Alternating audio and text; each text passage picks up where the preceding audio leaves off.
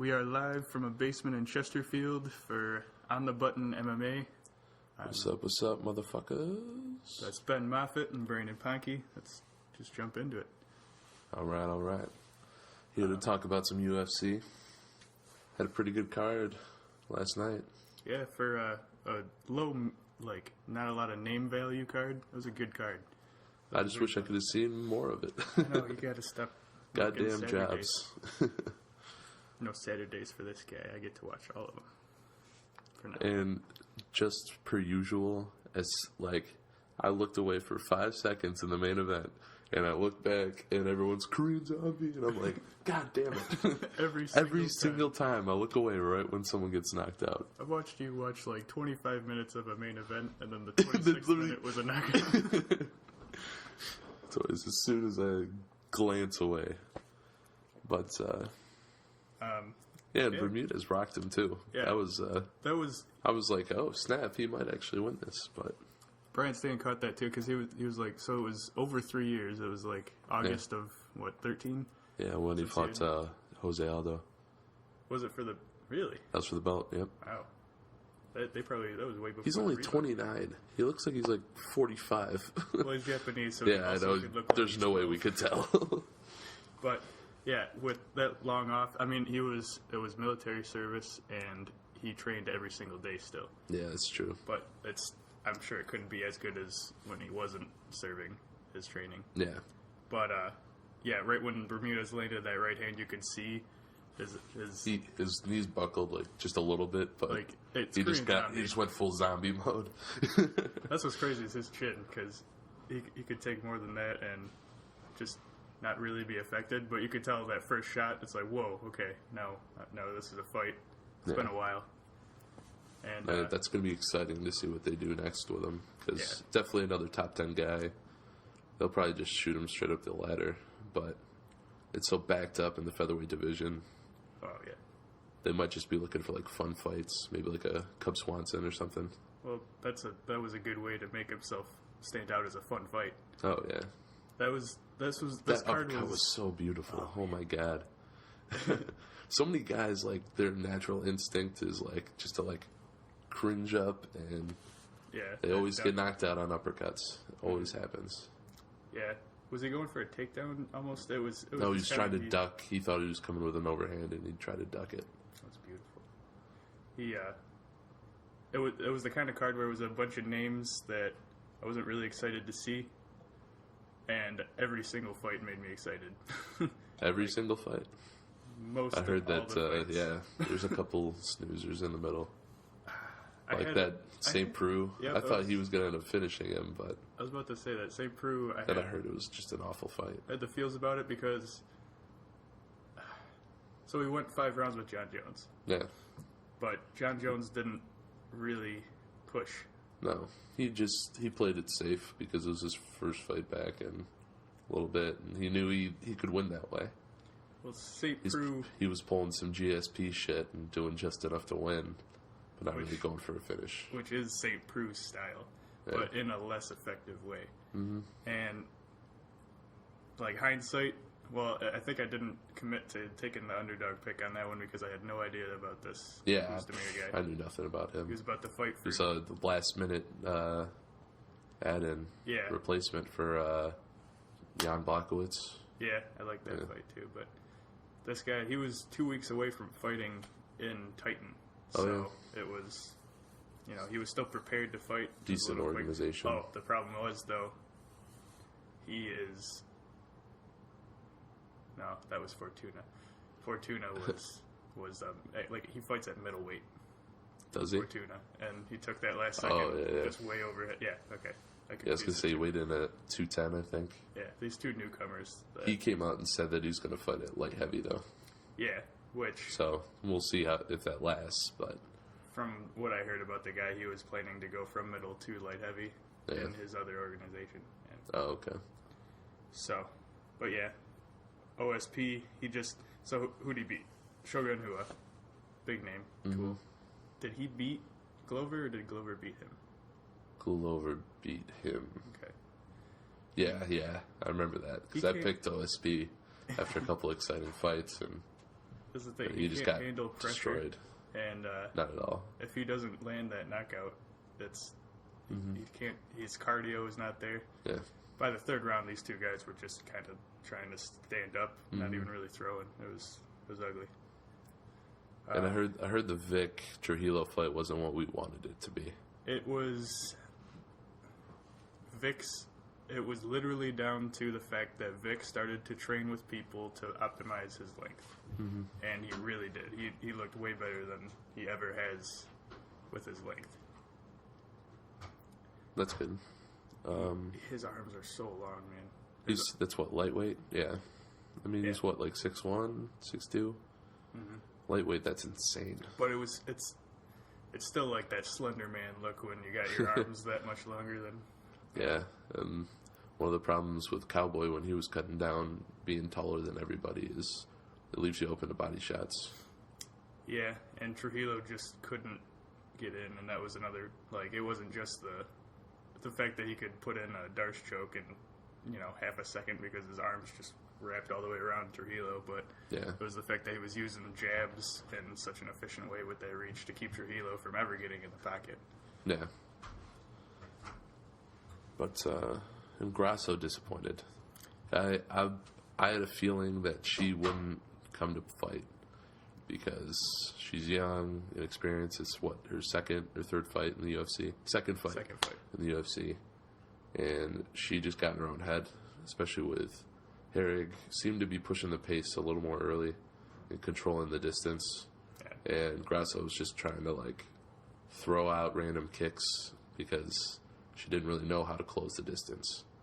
I think the issue with that one was, and the reason I had, a feeling about that one being an upset is, so she's definitely striker. Yeah. And even though she didn't disappoint on the ground either. I mean, she was reversing. Yeah, Herrig only shot a couple takedowns, but she reversed them a couple times and was able to avoid any damage on the ground. Yeah, exactly. After the fight, with Herrig's, like, how she's done as a grappler in her career so far. That's what she's saying is, I'm a striker first, but everyone remembers the submission, so they think of me as a wrestler. Yeah. So, but I don't know how much of it was the fact that she wanted to show that she could strike with this chick that everyone said was going to outstrike her, or the fact that she took her down a couple times and Grasso very intelligently got out of these situations with pretty much ease. So, I think it was more that she trained to strike, and that's what she felt more comfortable doing. And, I mean, we can't really say anything about it because she did exactly what she said she was going to do. Yeah, it was a situation where I think that might have been the first time that for this little Mexican girl, every single time Grasso came in with any combination, that overhand right was landing to counter, and she couldn't do anything about it. She just would get hit and, like, not know how to react to it. Yeah, it was probably the first time for her, undefeated before this, so she faced adversity. Herrig just outclassed her. She also had that face where it's like, there's no way you can be a fighter, but so does Choi, and that guy surprises. So. Babyface. Yeah, I had that go Superboy. She also looks like she's at least 12 or younger. But I don't know if they'd let her fight here. Probably not. But also that Roundtree knockout, that was nice. It was You never see that. You never see guys throwing knees to react to takedowns, but I think that's effective. I mean,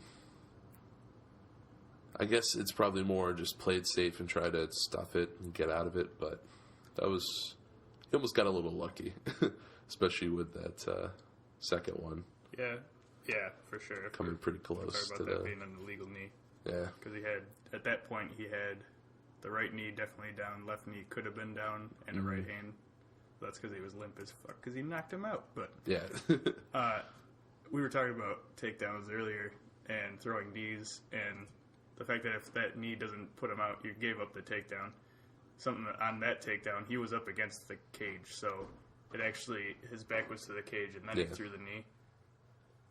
So that's beautiful. Yeah, that's probably exactly what you would want to do. Yeah, that's safer than out in the middle of the ring. The Fight Pass prelims really delivered. I cannot remember right now what the second one was, but it was my pick for fight of the night before the Andrade fight. And that Andrade fight was a war. I wish I'd seen it. She clearly won all 3 rounds, but Angela Hill, who went on to Invicta, became champ. Mm-hmm. Yeah, she was from The Ultimate Fighter. And this was another, striker versus grappler, but it never went to the ground. It was just Angela Hill knows no one can knock her out, basically, so she just keeps coming in, and man, Angela Hill got tagged the whole fight and never even buckled. So it was impressive on both ends. Andrade says after the fight, now I'm the uncrowned, but I am the Invicta champ, so now I'm going to be the UFC champ.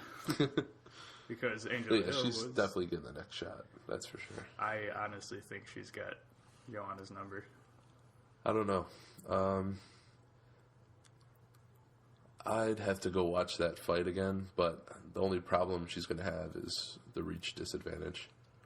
Because Joanna's a very intelligent striker, one of the best in the UFC, not just strawweight. So I'm going to have to go and watch that fight before I can tell you what I think. Yeah, it's an exciting matchup. I like it. I'm excited to finally be very excited for a strawweight championship, because until now it's been just who's Joanna going to beat up on. Yeah. And now it's finally, if anybody can actually even give her a challenge. Now it's real competitive. I like the Nunes and Shevchenko fight too. It's yeah, that one, that's going to be great. That's one of the closest bantamweight fights I've had to pick so far. I mean, when Ronda was running through people, it was kind of hard to pick against her. Oh, it was so. But ever since Holm upset her, it's been neck and neck with every single fight for that belt. But so they fought before, and it was the Nunes, rear naked. But it was, they've both come so far. But since then, an argument could be made that Shevchenko has come farther. So it's going to be a very interesting fight. Oh, most definitely. And with the mention of Holm, I think this is a good place to look to the future. I'm so excited for that. It's UFC 208. A fan, let's see, somebody that's not as into it as us goes, Holm and Durandamane? I don't even know who. Maybe not have even heard of the Durandamane. I only know Holm because she knocked out Rousey, but then she lost to Misha, so why am I excited about this? Well, it's going to be the new era of a completely new division. That's always exciting. That's going to be the first time that's happened in our time of watching. Yeah. Oh, for sure. And then, if you really look at the rest of the fights, there's some fun fights that night. Top to bottom, there's some great fights. Oh. I'm looking at it right now. I don't remember who Glenn is, but I remember Felipe Nover stepped in to fight Barao. He wasn't... I think he's had 5 losses out of 6 fights in the UFC, but yeah, he must be. That's the first fight on the card. So I remember Glenn, but I remember his name being on a card. But yeah, I have no idea who it is. But then Ryan LaFleur and Ron Carnero. LaFleur does a lot of coaching work. Yeah, wasn't he? He was like some. Wasn't he out in Thailand or something? Yeah, he was there for a while. Yeah, I forget what it was. I think he runs a gym out there. Yeah, that's what he does when he's not. It seems like every fight night I see him in somebody's corner. Yeah. Yeah, that'll definitely be a fun fight. Tybura and Enrique.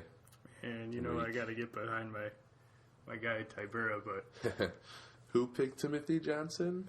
Yeah. I did. Yeah, that was rough. You always get way behind the guys that we studied outside of the UFC before they were coming in, and Tybura was just wrecking people. But yeah, I've Timothy always Johnson had problems can't be put with away, that, man. No, yeah, the stash. It's deadly. The stash cannot be broken. And I remember watching Henrique get destroyed by Ngannou in his first fight in the UFC. But since then, he's gotten 2 straight wins. I remember him being a pretty good grappler, first of all. Yeah, he hasn't beaten any big names, but in the heavyweight division, you don't really have to. Yeah, you can kind of jump up pretty quick. And you can't hold it against anybody to get beat by Ngannou right now, so. No, definitely not. Although that's gonna be competitive for sure. Anthony Hamilton, I wish he would have thrown a few punches with him before he gets submitted because, God, that guy has a glass chin. Oh, yeah. Although, that right by Fortuna did go straight through his temple, so. Yeah. That was a rough one because I picked Hamilton. I kind of feel bad for Hamilton. He's been... Well, he's been around for a while. And he was looking good before the Ngannou fight. Yeah, before that, I think he got a couple wins, and he was starting to put some stuff together, but I think he's just past it, you know. This Jared Brooks guy, he's going to be He's what? 12-0. 12-0. Last fight was a knockout in pancreas. Yeah. So, but that's Ian McCall. It's Ian McCall, so, but it's about ring rust, you know. Yeah. He's had 5 fights fall through because of various reasons. Yeah, and he can never find a replacement. I mean, that's kind of a division. What was his last fight? Lineker? UFC 183, John Lineker. Jesus. Oh, I remember that. Yeah. Back when Lineker was a flyweight. Seems like so long ago. Surprised that. Yeah, I guess Lineker is the kind of guy you would have to win a decision against. Yeah. Especially for McCall. And at flyweight. All right.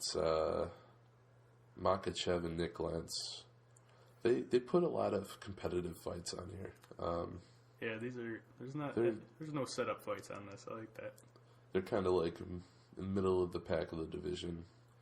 Mostly because lightweight's been so tough to break through. But I mean, Makachev beat Chris Wade in his last fight. And Wade isn't a slouch by any means. Lentz, I feel like he's had like 10 fights in the division, something like that. Yeah, his last loss was Charles Oliveira. He got submitted, but then he beat Danny Castillo at UFC on Fox 17 and then Michael McBride at 203. I know I always found Lentz to be the guy that I didn't think had it, but his chin and then his basically just heart. Wrestling. Yeah, definitely the wrestling. He's a pretty strong guy. But Makachev is wrestling based, and I don't know if he can keep up with Makachev's wrestling. That's going to be an interesting one. It's wrestling in the United States versus Sambo. I mean, that's why they call it mixed martial arts. Yeah, that'll be an interesting. Honestly, it might be a snooze fest if neither of them can get the other on the ground. But yeah, I mean, it'll be competitive. So that's we will appreciate it. Yeah. The casual fan, maybe not. Yeah, we're gonna love it. there's always the chance for, especially for a casual fan, there being a stalemate on the ground when there's two, good wrestlers. Yeah. But Jack really taught me all of that. The little Love stuff you, to look Jack. for. Thanks, Jack Baker. Motherfucker, move back here.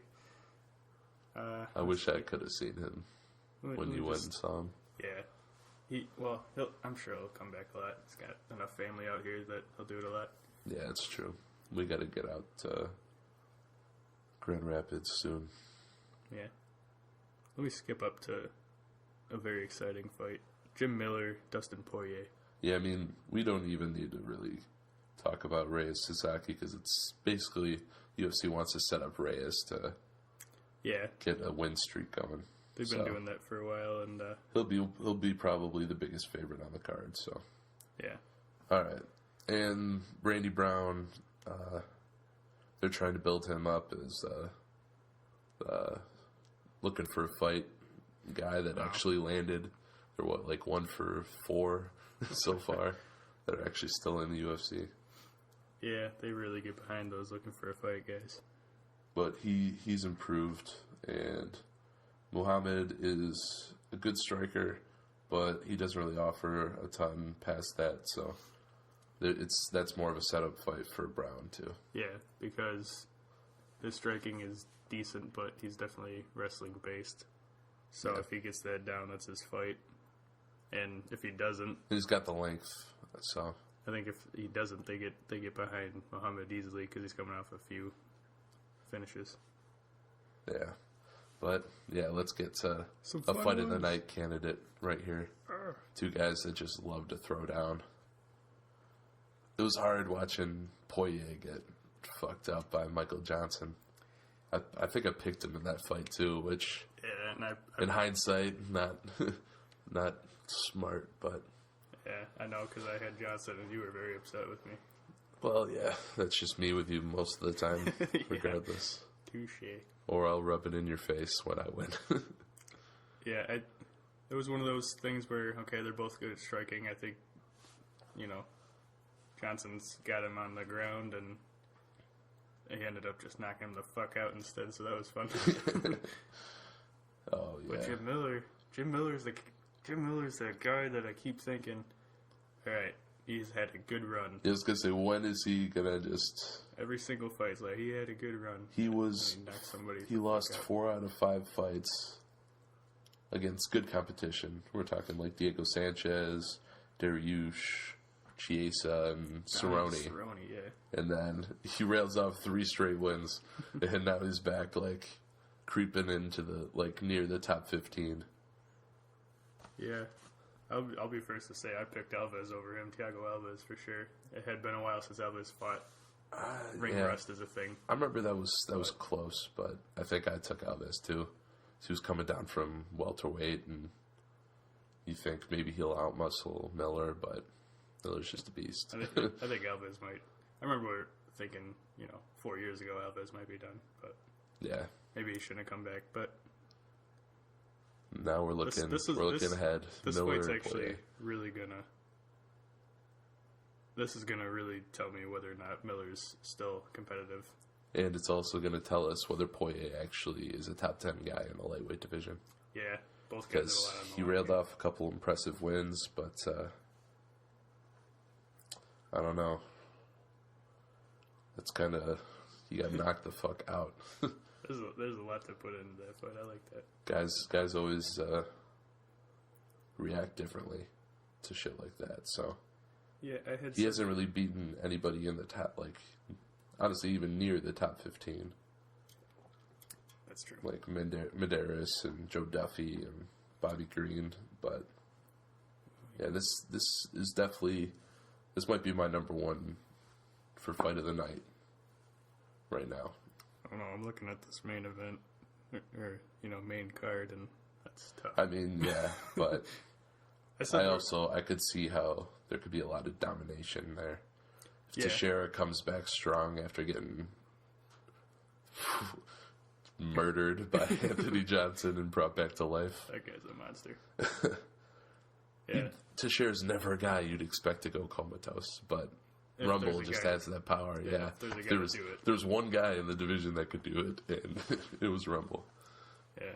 Cannonier's, he's not a bad fighter either. I remember scouting him when he was a heavyweight fighting out in Alaska. And he had his debut. He got knocked out by Sean Jordan, but then he came back, won a fight at heavyweight, beat that Ian Hutalaba. His last fight, that was exciting. That was a good fight. Because that guy's I think that one fight of the night actually. Yeah, but Hutalaba can't be put out, and Cannonier just very intelligent in that fight versus the Sean Jordan fight where he was just kind of winging and then got caught. Yeah, he was in a heavyweight. He's far too short for that. Yeah. And if you're gonna fight at 5'11" in heavyweight, you got to be Mark Hunt. You got to have Mark Hunt kind of power. Yeah. But I think light heavy is where you should be. But yeah, I think the entire fight is based on how does Cannonier improve and how does Teixeira rebound. Yeah, it's how much of Teixeira is left after that knockout, because he's not young. Yeah, he's getting up there. You know, some of these Brazilians, man, they're all 40 and they're still like dominating. Yeah, they're still showing up. I had said there wasn't any setup fights, but I think Ronaldo Souza, Tim Bosch might be a setup fight. That was literally because no one wants to fight Jacare. That's the rebuttal, yeah. But can you blame him? Yeah, no, Romero got very lucky that spinning back fist landed on him. Yeah. Because I took Souza. I remember. Oh, yeah. I think we both did. I think everybody did. Yeah. Tim Bosch he's been impressive, but I think this is just going to be outclassed. Oh, yeah. There's Chacare's on a different level. The only possible way I see Boach winning is if he lands a right hand early. Yeah, he's got to catch him off guard. He's got to catch a lucky counter, maybe with him coming in. Yep. He's coming off two, TKO finishes. Josh Sam and Saman. Yeah, and Rafael what was the last one? That was 205. Rafael Natal. Oh yeah, That's an easy card to be forgotten in. Oh yeah, I'm sure he was probably near the bottom. I think because that was stacked. I think he might have been the Fox Sports one, but. And I think the way Souza came out against Belfort in his last fight, he's not the kind of guy that's just going to get cocky and rush in Rockhold did against Bisping. Yeah, it doesn't. He seems to be tactical and no matter what the matchup, he takes it intelligent. He takes it like whoever it is can knock him out, which is the way to go. You want to be... He's going to stick to his game plan, avoid the big shots, get him on the ground, and... You want to be the flashy guy, but... Metaphorically rape him. Yeah, almost physically. Why are you hitting yourself? Probably my hardest pick of this night is the co-main event. Yeah, me too. I was going to say, because it's tough because the matchup is so... It's bad for both of them. It's kind of the kind of guy that could beat him in, both ways. Silva, his style is probably, it's close enough to Whitaker, how he would approach with that fight. Faster, uses his feet well, likes to counter. But it's almost that he only counters, and for me, that's why I don't think he'll ever get back to championship contention. Well, yeah, there's a reason why he's, 0-4 and no contest in his last 5. I mean, half of it's because of his leg snapping in half and the doping stuff. A quarter of it is. And then, but Derek Brunson is the kind of guy to, usually the kind of guy to rush in with a big flurry, and that's exactly the kind of guy that Silva can take out still. Yeah. But also, Brunson's a good wrestler. And so if he gets the right coaches, the right coaching in his camp, that's the kind of guy that can beat Silva, like Sonnen for 4.5 rounds and Cormier. And even Weidman on the second fight in the first round. He did take him down. True. He hurt him and dominated on the ground. And I feel the second that Brunson got this card drawn, this fight drawn, he was preparing for not rushing in because this is the guy you don't do that. But because also, that's the one way he could catch you. The way he does his flurries, it's almost like he might just stay out of range for a hand counter, a hook or something. Because when he's coming in, it's all head down and full extension. But it's definitely not a smart way to do things. That's a very I had a panic attack during the Whitaker fight every 5 seconds. So I'm like, you're a fucking idiot. What are you doing? Yeah. But it's tough because Anderson Silva, there's no way not to totally love the guy because, the highlights they're showing, you shake your head at the Rich Franklin. Rich Franklin does that come-in thing. He literally just lays back, just rock'em sock'em, one extension, puts him straight out, and just kind of, that was his only movement he made. Yeah.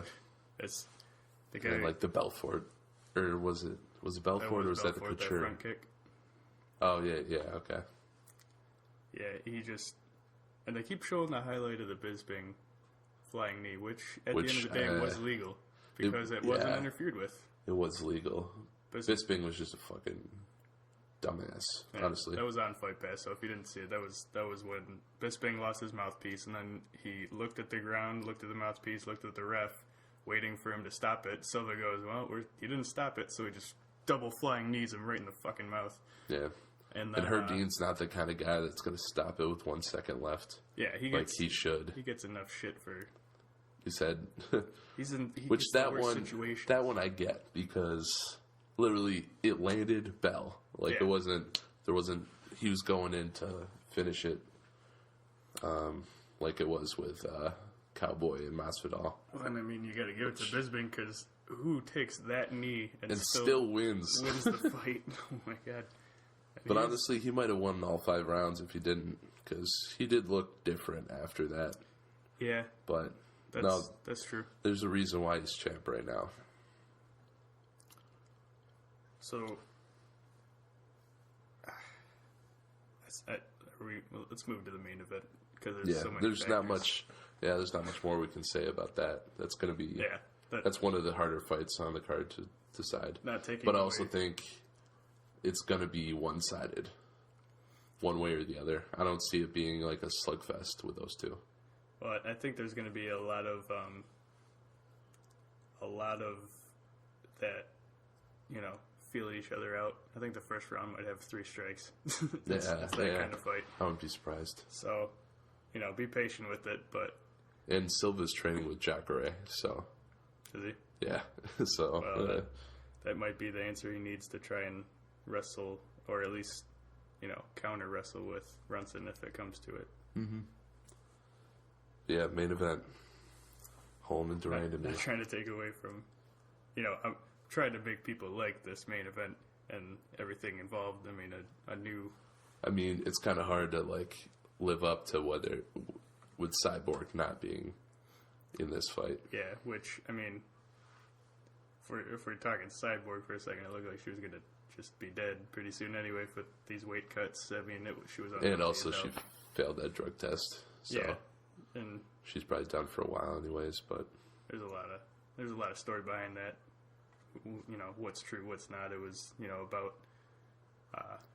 They haven't made an official ruling yet, so. Yeah, we'll wait on that because I want to wait till we know everything. Yeah. But it's hard for me to go from Anderson Silva and Derek Brunson to Holly Holm and Durand to me, just because I'm so excited about the other one. Oh yeah. But I should be more excited about this one. No, this should be a good fight. The only problem that I'm having is Durand me hasn't fought anybody.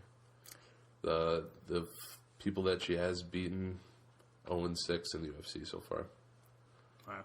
Yeah, and I mean, when she's fighting at bantamweight, she's so much bigger than all these other girls. Whereas Holm, it's different because she was never stronger than the top tier. She was always just more technical and a better kickboxer. More precise. That's a solid ass point. I didn't, because for me. And Durand to me is like a -125. That's going to change. It's very close right now. But she's the kind of fighter where I found she brought more diversity to the table. Like where she had a little more of the grappling experience. Oh, Durand to me? Yeah. Over Holm. Yeah, I think she was a Muay Thai champion. And yeah. Like I'm sure there's a jiu-jitsu background. Yeah, I got to listen to Joe Rogan's pep talk. They showed it like 9 times last night, but yeah, usually eating pizza or something. And I got a chicken Alfredo pizza, which was very this is gonna suck or gonna be great. And it was great. Wow. Yeah, it was impressive. Thanks for making me hungry, asshole. Yeah, I'm also hungry. We're real close to Super Bowl time, so there's gonna be plenty of eating, I'm sure, when you get out there. Yeah, that's true. But Holly Holm, why Holly Holm? Why do you think she's going to get it? I mean, it's hard to get behind someone with no experience. Just looking at how Grasso was so impressive. But when you're going against someone with as much experience as Holm has, and I mean, she was winning 4.5 rounds against Miesha Tate before she let her get her back. And it was badass that she went out. She didn't ever think about tapping. She went out. It's kind of tough because So Holm Shevchenko was Shevchenko was probably the closest opponent to mimic de Randamie that Holm has fought in the UFC. Mm-hmm. And what a war. But you can't, Shevchenko had a little bit more experience than de Randamie even. Yeah. So I get why and the I think odds are so close. She's a on more this. intelligent striker as well. Holm? Shevchenko than de Randamie. Well, yeah, absolutely. The other X factor for me is, do you know where Holm is training? Like, is she? I don't know it off the top of my head. We gotta figure out who she's working with for her wrestling, because that's gonna be a huge X factor. I think also it's gonna be how can she control distance and footwork, because I bet you de Randamie comes flying in, and Holm is gonna have to be able to sidestep those blitzes and control the distance to be successful. I think she'll have the cardio advantage. So, Holm? Yeah. I think depends on how long the fight lasts, because de Randamie can definitely finish it in the first couple rounds, but also how many punches can Holm take? We've never really seen anybody challenge her on the feet besides Shevchenko. Yeah. And that was a very technical verse. Yeah. Wasn't as much power. Touch, yeah. And de Randamie is much larger than Shevchenko, so I think she'll probably be carrying more weight by fight time. So that'll be interesting. UFC 208 it's a good card. It's going to be an underrated card, probably a few buys, but yeah, we're going to enjoy it. It's not going to touch what that's at, but we're going to have fun. I really thought, I didn't think that last night's card was going to be as underrated as it was, but it was fantastic. It's always like with 206, how that was one of the best cards of the year when no one bought it. Yeah, oh, you mean the one did fight? 100,000 buys, yeah. There was one fight we wanted to see, and that got canceled. No, I'm out. Yeah, exactly. And it was crazy. So, how fast do you think the women's featherweight roster will fill? They'll take their time. Kind of like what they did. Can't say kind of how they did with strawweight, because they literally did a show just for that. But yeah. I think they'll take their time, because some fighters are going to want a strawweight or a flyweight division too. Yeah. So they'll have to just poach fighters from other promotions. I definitely see the Ultimate Fighter is struggling to survive right now. Yeah. And so if they're, going to try and... Oh, it would definitely make sense to do a women's featherweight and a women's flyweight Ultimate Fighter. Pair those two together. Yeah, where winners get either for flyweight belt or for the title shot. Yeah. I doubt they do that again, especially so recently after the Mighty Mouse Elliott fight.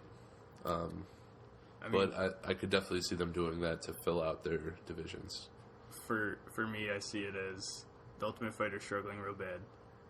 And as somebody that really, really likes fights, the Ultimate Fighter 24, where they fought for the Mighty Mouse shot, was the first one I've watched in a long time. Yeah. That really got me, where this is almost a tournament for the championship. And at the end of the day, that was Tournament of Champions, so there's even more into it. But, I find the most exciting Ultimate Fighters were the bantamweight one. Yeah. Or the strawweight one. Where Esparza ended up taking that one, right? Mm-hmm. Over Nami Yunus. And then, this last one with Mighty Mouse. So, if they're trying to survive that bad, there's not really a better choice. The Dillashaw Garbrandt it's going to be interesting, but it's almost too much fabrication of... it seems too fabricated. Everybody's yelling at each other. What the hell was I can see where there would be bad blood there, and I don't think you can fake the bad blood between Faber and Dillashaw. That's true, but what the fuck was the Benavidez versus Cejudo? I used to fuck guys like you in high school. Yeah, That should have been where the Ultimate Fighter was like, well, we had a good run. We're out. Jeez. Yeah, that was rough. But yeah, that's my one issue is almost the entire UFC has become, some stuff's getting a little overfabricated.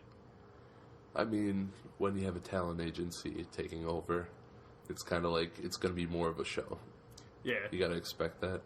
And, $4 billion. They just got to get better actors or make some actual real matchups that people want to see. I guess this is discrepancy of, people that have watched it and loved it for what it is for so long versus, maybe this is what they need to bring in more people. Yeah. But, boy, was it the last card, which was on the UFC on Fox, I saw only like 2 minutes of that dude they got from the WWE that was at the commentary table. Yeah. It's the guy that everyone thought was going to replace Goldberg, but it turns out he's probably just going to be sitting there with like Cormier and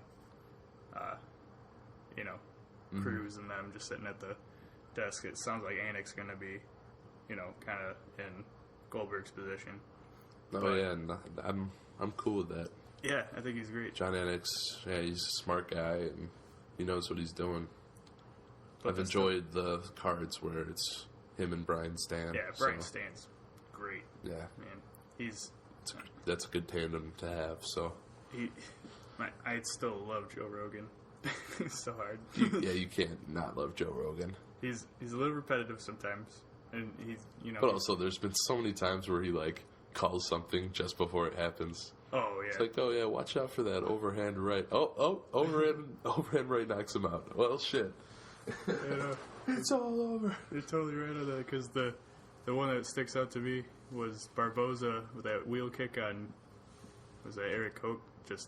It was the wheel kick by Barboza that made that guy starch harder than anybody's ever starched. Martins? Oh, it was Martins. It was Martins. Koch and Martins kind of. Yeah. They were shaved head guys. And sure.